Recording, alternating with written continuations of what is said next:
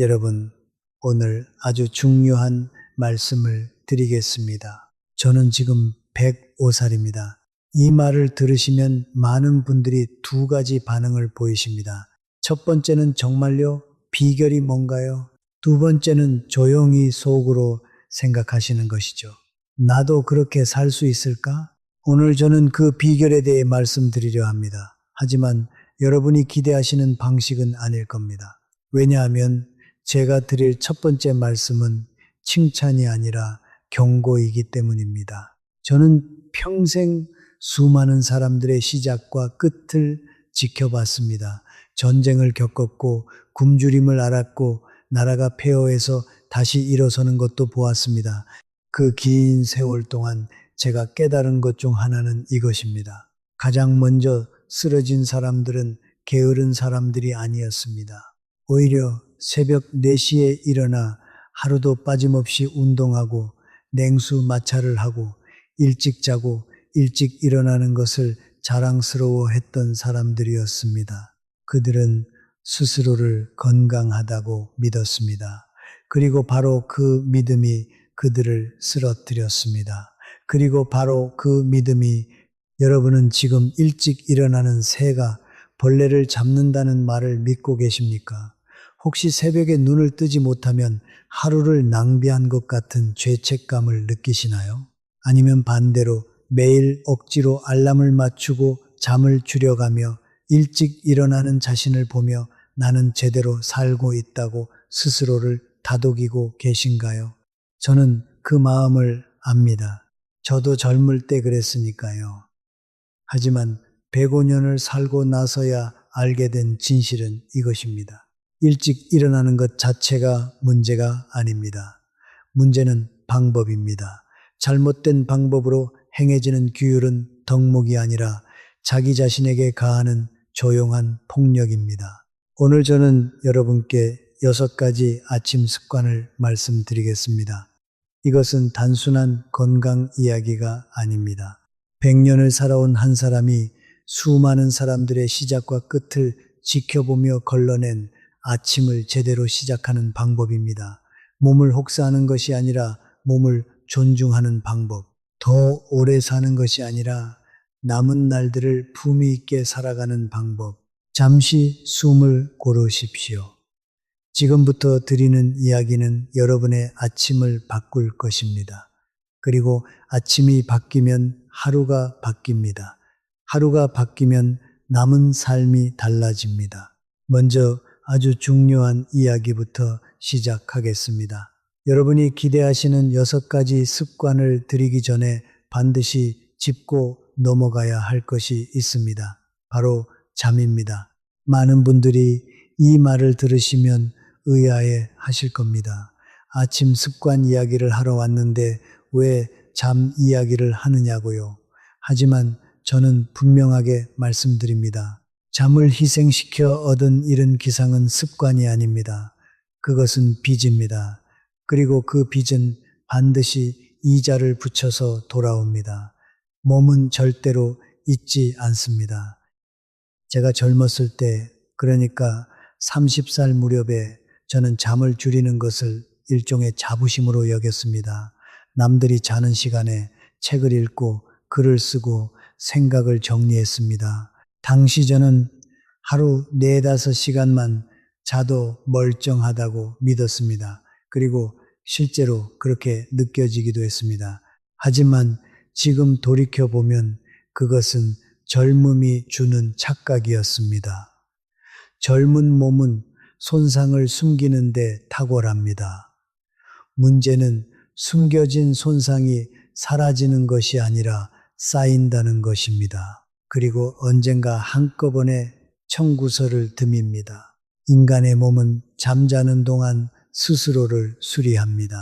낮 동안 손상된 세포를 재건하고 면역 체계를 점검하고 기억을 정리하며 호르몬 균형을 맞춥니다. 이것은 선택이 아닙니다. 몸이 반드시 해야만 하는 일입니다. 만약 우리가 충분한 수면을 주지 않으면 몸은 그 작업을 미완성인 채로 다음 날로 넘깁니다. 그 다음 날도 또 그 다음 날도 이렇게 수십 년이 쌓이면 어떻게 될까요? 우리가 흔히 나이 들면 당연히 아픈 거지라고 체념하는 그 많은 증상들이 사실은 수십 년 동안 쌓인 수면 빚의 청구서일 가능성이 높습니다. 저는 제 오랜 동료들을 많이 잃었습니다. 그 중에는 저보다 훨씬 더 건강해 보였던 사람들도 있었습니다. 그들 중 많은 수가 공통적으로 가지고 있던 생각이 있었습니다. 나는 잠이 별로 필요 없는 체질이야. 하지만 그런 체질을 타고난 사람은 이 세상에 극히 드뭅니다. 제 오랜 동료 중 한 명이 있었습니다. 우리가 함께 강단에 서던 시절 그는 저보다 훨씬 더 건강해 보였습니다. 키가 크고 체격이 좋았으며 새벽 4시 반이면 어김없이 일어나 동네를 2바퀴 뛰고 돌아왔습니다. 그는 그것을 자신의 정체성으로 삼았습니다. 나는 새벽을 지배하는 사람이야. 하지만 그는 75세 세상을 떠났습니다. 저보다 30살이나 먼저입니다. 결론은 단순했습니다. 만성적인 수면 부족으로 인한 면역 체계의 붕괴였습니다. 그는 매일 새벽 자신의 몸에서 무언가를 훔치고 있었던 겁니다. 조금씩 티가 나지 않게 수십 년에 걸쳐서 의학적으로 성인에게 필요한 수면 시간은 하루 7시간에서 8시간입니다. 그리고 60이 넘으면 수면의 질 자체가 떨어지기 때문에 오히려 더 신중하게 잠을 보호해야 합니다. 억지로 수면 시간을 줄이며 새벽에 일어나는 것은 용기가 아닙니다. 그것이 제가 오늘 드릴 6가지 습관의 전제입니다. 충분히 자고 난 뒤에야 모든 것이 의미가 있다는 것입니다. 잠을 깎아서 만든 새벽은 축복이 아닙니다. 제대로 자고 난 뒤 맞이하는 아침, 그 아침을 어떻게 시작하느냐가 진짜 문제입니다. 그 진짜 문제에 대한 답을 지금부터 하나씩 드리겠습니다. 첫 번째 습관입니다. 몸을 일으켜 세우지 말고 몸을 깨우십시오. 겨울 아침 오래된 다리를 생각해 보십시오. 밤새 영하의 기운을 견뎌낸 그 다리 위로 이른 아침부터 무거운 트럭이 달린다면 어떻게 될까요? 다리는 버티려 하겠지만 그 안에서 조금씩 균열이 생깁니다. 눈에는 보이지 않습니다. 하지만 균열은 분명히 거기 있습니다. 우리의 몸도 마찬가지입니다. 7시간, 8시간 동안 거의 움직이지 않고 누워있던 몸을 알람 소리와 함께 갑자기 일으켜 세우는 것, 그것은 겨울 다리 위에 트럭을 올리는 것과 다르지 않습니다. 저는 50대 초반에 무릎을 크게 다친 적이 있습니다. 당시 저는 아침마다 눈을 뜨자마자 침대에서 일어나 곧바로 산책을 나갔습니다. 그것이 건강한 삶의 방식이라고 굳게 믿었기 때문입니다. 하지만 어느 날 아침 계단을 내려가다 무릎이 갑자기 꺾였습니다. 그때 진료를 받으며 알게 된 사실이 있습니다. 자고 일어난 직후의 관절은 아직 윤활액이 충분히 분포되지 않은 상태라는 것입니다. 준비 없이 갑자기 움직이면 관절에 과부하가 걸립니다. 저는 그날 처음으로 깨달았습니다. 몸을 사랑한다고 말하면서 정작 몸의 말을 듣지 않았구나. 그날 이후 저는 아침에 눈을 뜨면 절대 서두르지 않습니다.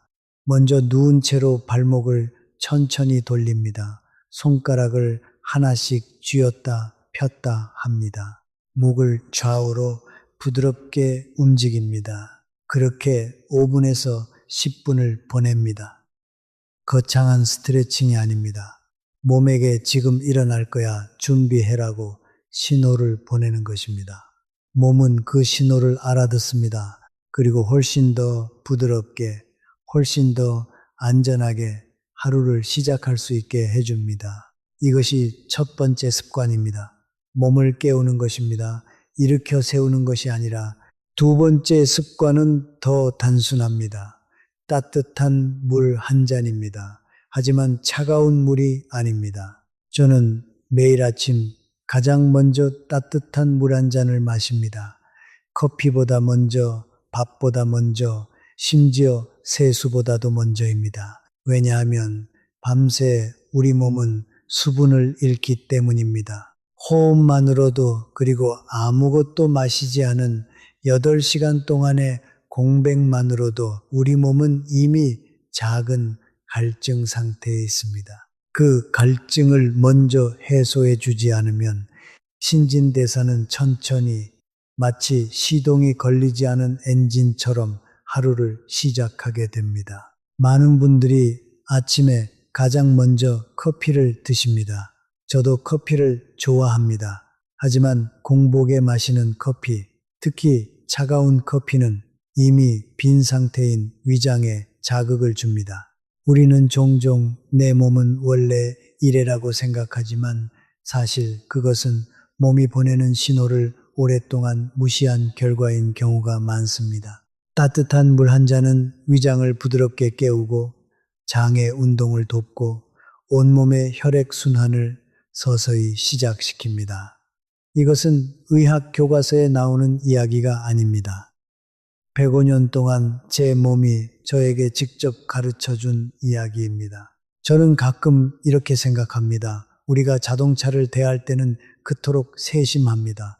엔진이 차가울 때는 천천히 워밍업을 시키고 연료를 신경 쓰고 오일을 점검합니다. 그런데 정작 우리 자신의 몸에 대해서는 왜 그렇게 무심한 걸까요? 몸은 기계보다 훨씬 더 정교하고 훨씬 더 오래 우리 곁에 있어야 할 존재입니다. 그 몸을 아침마다 조금 더 천천히, 조금 더 따뜻하게 대해 주십시오. 그것이 두 번째 습관이 전하는 전부입니다. 서두르지 마십시오. 아침은 정복해야 할 전쟁터가 아닙니다.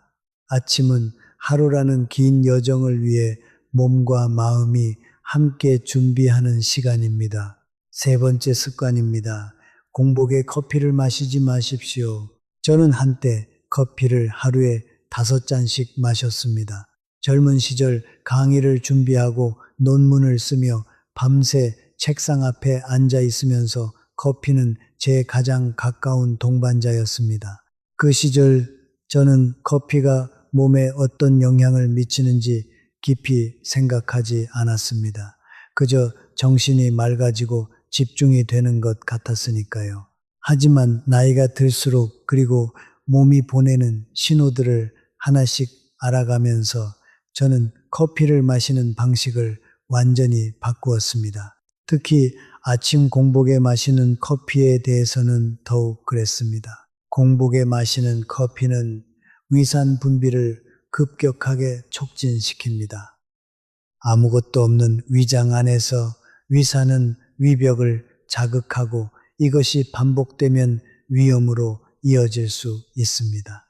젊을 때는 이 자극을 몸이 어느 정도 흡수하고 회복합니다. 하지만 60 이후가 넘어서면 이야기가 달라집니다. 위장의 점막은 얇아지고 회복 속도는 느려집니다. 그런데도 많은 어르신들이 나는 평생 이렇게 마셔왔는데 아무 문제 없었어 라고 말씀하십니다. 저는 그 말을 들을 때마다 조용히 생각합니다. 문제가 없었던 것이 아니라 문제가 보이지 않았던 것이라고. 몸은 오랫동안 침묵하다가 어느 순간 한꺼번에 말을 합니다. 그 순간이 오기 전에 우리가 먼저 귀를 기울여야 합니다. 세 번째 습관은 단순합니다. 아침 커피는 반드시 무언가를 먹은 뒤에 마시십시오.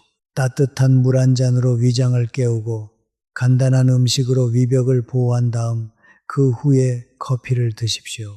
커피 자체가 문제가 아닙니다. 순서가 문제입니다. 올바른 순서 하나가 위장을 수십 년 더 건강하게 지켜줄 수 있습니다. 작은 것이지만 작은 것들이 쌓여 100년이 됩니다. 네 번째 습관에 대해 말씀드리겠습니다. 이것은 제가 100년을 살아오면서 가장 과소평가되고 있다고 생각하는 것입니다. 바로 아침 햇빛입니다. 저는 날씨가 허락하는 한 매일 아침 창문을 열거나 밖으로 나가 햇빛을 받습니다. 특별한 운동을 하는 것이 아닙니다. 그저 햇빛 아래 서 있는 것입니다. 눈을 감고 얼굴에 닿는 따뜻함을 느끼면서 많은 분들이 아침에 일어나면 가장 먼저 하는 일이 핸드폰을 확인하는 것이라고 합니다. 어젯밤에 온 문자는 없는지, 뉴스에 무슨 일이 있었는지, 날씨는 어떤지, 그 작은 화면 속으로 하루를 시작하는 것입니다. 저는 그것이 안타깝습니다. 왜냐하면 그 시간에 창문 하나만 열어도 혹은 현관문 밖에 잠깐만 서 있어도 우리 몸은 전혀 다른 신호를 받기 때문입니다. 자연광은 우리 뇌에게 지금은 낮이다, 이제 시작할 시간이다 라고 알려줍니다. 이 신호가 있어야 세로토닌이 분비됩니다. 세로토닌은 우리가 흔히 행복 호르몬이라고 부르는 물질입니다. 하지만 저는 그것을 조금 다르게 표현하고 싶습니다. 세로토닌은 행복의 호르몬이 아니라 안정의 호르몬입니다. 기쁨이 아니라 평온함, 흥분이 아니라 고요한 에너지, 그것이 아침 햇빛이 우리에게 주는 선물입니다. 더 중요한 것이 있습니다. 아침에 충분한 자연광을 받으면 밤에 멜라토닌이 제때 분비됩니다. 멜라토닌은 수면을 유도하는 호르몬입니다. 즉, 아침에 햇빛을 받는 것은 그날 밤의 수면을 준비하는 일이기도 합니다. 아침과 밤이 연결되어 있는 것입니다. 한쪽이 무너지면 다른 쪽도 흔들립니다. 반대로 한쪽을 잘 지키면 다른 쪽도 단단해집니다. 이것이 몸의 지혜입니다. 저는 노년의 외로움에 대해 많이 생각합니다. 자녀들은 바쁘고 오래된 친구들은 하나둘 세상을 떠나고 하루하루가 무겁게 느껴지는 그 시간들. 그런 시간에 아침 햇빛은 놀라운 힘을 발휘합니다. 빛은 말이 없지만 우리 곁에 있습니다. 매일 아침 어김없이 찾아옵니다. 우리가 문을 열기만 하면 저는 가끔 이렇게 생각합니다. 아침 햇빛은 우주가 우리에게 보내는 편지입니다. 오늘도 여기 있어. 오늘도 함께야. 그 편지를 받으십시오. 핸드폰 화면 대신 창문 너머의 빛 속에서 하루를 시작하십시오. 그것만으로도 하루의 색깔이 달라집니다. 5번째 습관에 대해 말씀드리겠습니다.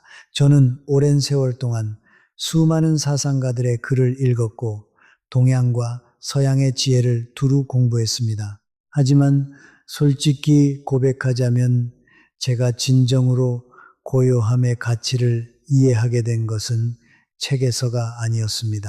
그것은 아내를 잃은 이후였습니다. 50년 넘게 함께 살았던 사람이 어느 날 아침 더 이상 곁에 없을 때 그 적막함 속에서 저는 처음으로 제 내면의 소리를 제대로 들었습니다. 그리고 그것이 얼마나 오랫동안 그 소리를 외면하며 살아왔는지를 비로소 깨달았습니다.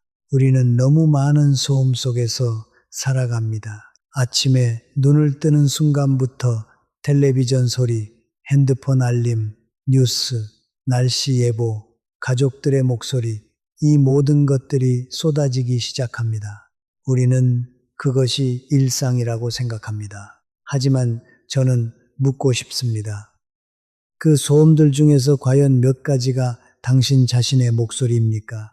오늘 당신이 진짜로 느끼는 것, 진짜로 필요한 것, 진짜로 바라는 것, 그것을 들을 시간이 있으십니까? 5번째 습관은 거창하지 않습니다. 단 5분입니다.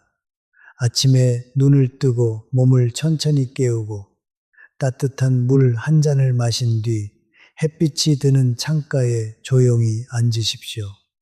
아무것도 하지 않아도 됩니다. 핸드폰을 보지 않아도 되고 오늘 할 일을 생각하지 않아도 됩니다. 그저 앉아서 숨을 쉬십시오.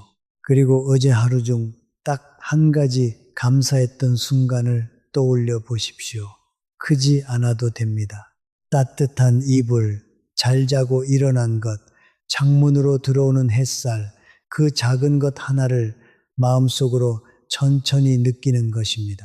이것이 명상입니까? 기도입니까? 저는 그것을 굳이 어떤 이름으로 부르지 않습니다. 저는 그것을 그냥 나와 만나는 시간이라고 부릅니다. 하루 중 유일하게 세상이 아니라 나 자신을 향해 있는 시간. 이 시간이 없으면 하루 종일 우리는 바깥을 향해서만 달립니다.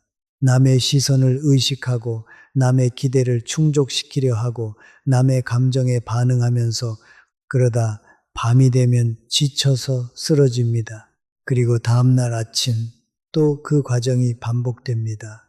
5분의 고요함은 그 반복의 고리를 끊어주는 작은 숨구멍입니다. 감사라는 것이 단순히 기분 좋은 감정이 아니라는 것을 말씀드리고 싶습니다. 감사는 내 뇌의 작동 방식을 바꿉니다. 감사하는 마음을 가지면 우리 뇌는 부족한 것 대신 가진 것에 집중하기 시작합니다. 이것은 의지의 문제가 아닙니다. 반복되는 훈련이 만들어내는 신경회로의 문제입니다. 매일 아침 5분씩 감사를 떠올리다 보면 어느새 뇌는 하루 종일 감사할 것들을 자동으로 찾기 시작합니다. 불평 대신 감사가 불안 대신 평온이, 외로움 대신 충만함이 자리를 잡기 시작합니다. 아침 호수를 생각해 보십시오. 바람이 불기 전 아직 아무도 돌을 던지지 않은 이른 아침의 호수. 그 수면은 거울처럼 고요합니다. 우리의 마음도 원래 그렇습니다. 하지만 우리는 아침부터 스스로 돌을 던집니다. 걱정이라는 돌, 비교라는 돌, 조급함이라는 돌, 5분의 고요함은 그 돌을 던지기 전에 잠시 멈추는 것입니다. 호수가 고요한 상태로 하루를 시작할 수 있도록 그 고요함이 하루 내내 우리 안에서 흔들리지 않는 중심이 되어줍니다. 저는 이제 아주 많은 것을 내려놓았습니다. 명예도, 욕심도, 증명하고 싶은 마음도, 하지만 이 5분만큼은 놓지 않습니다. 세상이 아무리 바뀌어도, 몸이 아무리 불편해도 이 5분은 지킵니다. 왜냐하면 이 5분이 저를 저답게 만들어주기 때문입니다. 하루를 그냥 살아가는 것이 아니라 하루를 살아내게 해주기 때문입니다. 이제 마지막 6번째 습관입니다. 저를 찾아온 어느 제자 이야기를 먼저 하겠습니다. 총명하고 성실했던 그 제자는 졸업 후 훌륭한 길을 걸었고 몇십 년이 지나 어느 날 저를 찾아왔습니다. 그때 그는 이미 70이 넘어 있었고 은퇴를 앞두고 있었습니다. 우리는 오랜만에 차를 마시며 이런저런 이야기를 나눴습니다. 그러다 그가 조심스럽게 말했습니다. 스승님, 저는 요즘 아침을 거의 먹지 않습니다. 나이가 드니 식욕이 없어서요. 그냥 커피 한 잔으로 때웁니다. 저는 그 말을 듣고 잠시 말을 멈췄습니다. 그리고 천천히 대답했습니다. 자네는 평생 많은 것을 배우고 남을 가르쳤을 텐데 정작 자신에게는 그 가르침을 적용하지 않고 있군. 노년의 식욕이 줄어드는 것은 자연스러운 현상입니다. 하지만 그것을 아침 식사를 거르는 이유로 삼는 것은 위험한 선택입니다. 왜냐하면 식욕이 없다는 것은 몸이 필요 없다는 신호가 아니라 오히려 몸이 제대로 작동하지 않고 있다는 신호일 수 있기 때문입니다. 우리 몸은 밤새 공복 상태를 유지하며 에너지를 소모합니다. 아침이 되면 몸은 연료를 기다립니다. 그 연료를 공급하지 않으면 몸은 어쩔 수 없이 근육을 분해해서 에너지를 만들어냅니다. 근육을 태워서 하루를 시작하는 것입니다. 이것이 반복되면 어떻게 될까요? 근력이 줄어들고 균형 감각이 흔들리고 결국 낙상의 위험이 높아집니다. 노년기의 낙상은 단순한 부상이 아닙니다. 많은 경우 그것이 건강한 노년의 끝을 의미하기도 합니다. 저는 지금도 매일 아침 식사를 합니다. 거창한 상차림이 아닙니다. 따뜻한 죽 한 그릇 혹은 부드러운 빵 한 조각과 계란 하나, 그것으로 충분합니다. 저는 중요한 것은 양이 아니라 행위 자체입니다. 아침에 자신을 위해 밥상을 차리는 것, 그것은 단순한 식사가 아닙니다. 그것은 나는 오늘도 살아갈 자격이 있는 사람이다라고 스스로에게 선언하는 행위입니다. 작은 밥상 하나가 그 사람의 하루 전체를 지탱하는 심리적 기둥이 될 수 있습니다. 특히 혼자 사시는 어르신들께 드리고 싶은 말씀이 있습니다. 혼자인데 뭘 차려 먹어? 라는 생각, 저는 그 마음을 충분히 이해합니다. 누군가를 위해 차리는 밥상과 나 혼자를 위해 차리는 밥상은 마음의 무게가 다릅니다. 하지만 바로 그렇기 때문에 더욱 차려야 합니다. 혼자라는 상황이 자신을 소홀히 여기는 이유가 되어서는 안 됩니다. 오히려 혼자이기 때문에 더 스스로를 잘 돌봐야 합니다. 나를 위해 밥상을 차리는 사람은 자신의 삶을 포기하지 않은 사람입니다. 그 사람은 아직 자신의 삶에 애정을 가지고 있는 사람입니다. 그 제자는 제 말을 듣고 그날부터 매일 아침 간단하게라도 먹기 시작했다고 합니다. 처음에는 억지로 먹는 것 같았다고 했습니다. 식욕이 없으니까요. 하지만 2주가 지나자 몸이 달라졌다고 했습니다. 오전에 머리가 맑아졌고 다리에 힘이 생겼으며 무엇보다 기분이 조금씩 안정되었다고 했습니다. 그는 저에게 연락을 해서 이렇게 말했습니다. 스승님, 밥 한 끼가 이렇게 중요한 것인 줄 몰랐습니다. 저는 그 말을 듣고 빙그레 웃었습니다. 알고 있었지만 실천하지 않았던 것이 얼마나 많은지 우리는 늘 그것을 잊고 삽니다. 자동차에 비유하자면 여러분은 연료, 경고등이 켜진 채로 차를 몰고 나가겠습니까? 아마 아닐 것입니다. 그렇다면 왜 우리 몸에는 그것을 허락합니까? 아침 식사를 거르는 것은 연료 경고등이 켜진 채로 하루를 시작하는 것과 같습니다. 언젠가는 멈춥니다. 갑자기 예고 없이 매일 아침 작은 밥상 하나를 차리십시오. 그것이 거창할 필요는 없습니다. 하지만 반드시 있어야 합니다. 그 밥상 위에 여러분의 하루가 있고 여러분의 건강이 있습니다. 자, 오늘 말씀드린 6가지를 함께 정리해 보겠습니다. 첫째, 몸을 천천히 깨우십시오. 누운 채로 발목을 돌리고 손가락을 움직이고 목을 풀어주십시오. 일어나기 전 5분에서 10분 몸에게 준비할 시간을 주십시오. 둘째, 따뜻한 물 한 잔을 가장 먼저 마시십시오. 커피도 뉴스도 그 뒤에 해도 늦지 않습니다. 셋째, 공복에 커피를 마시지 마십시오. 순서 하나를 바꾸는 것이 위장을 수십 년 더 지켜줍니다. 넷째, 아침 햇빛을 받으십시오. 창문을 열거나 현관 밖에 잠깐 서 계십시오. 핸드폰보다 햇빛이 먼저입니다. 다섯째, 5분의 고요한 시간을 가지십시오. 어제 하루 중 감사한 것 하나를 떠올리십시오. 그것만으로 충분합니다. 여섯째, 아침 식사를 하십시오. 거창하지 않아도 됩니다. 나를 위해 차리는 작은 밥상이 오늘 하루를 지탱합니다. 이것들을 들으시면서 혹시 이런 생각을 하신 분이 계실지 모릅니다. 별것 아니네. 다 알고 있는 것들이잖아. 맞습니다. 이 중 어느 것도 새로운 이야기가 아닙니다. 하지만 저는 감히 묻고 싶습니다. 알고 있다는 것과 실천하고 있다는 것은 같은 말입니까? 105년을 살아오면서 제가 발견한 가장 슬픈 진실 중 하나는 사람들은 대부분 옳은 것을 알면서도 그것을 행하지 않는다는 것입니다. 이유는 항상 비슷합니다. 귀찮아서 나중에 하려고 아직 나는 괜찮으니까. 하지만 몸은 기다려주지 않습니다.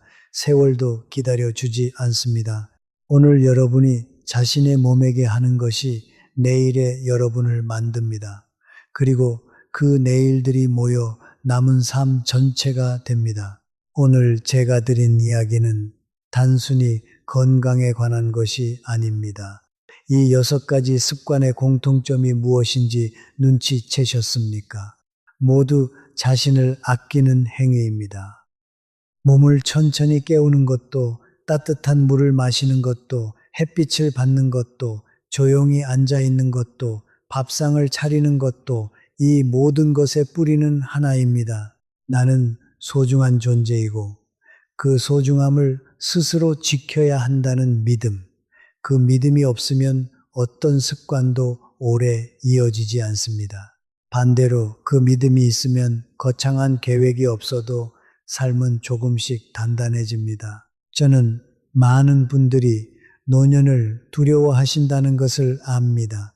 쓸모 없어질까봐, 짐이 될까봐, 혼자 남겨질까봐 그 두려움은 진짜입니다.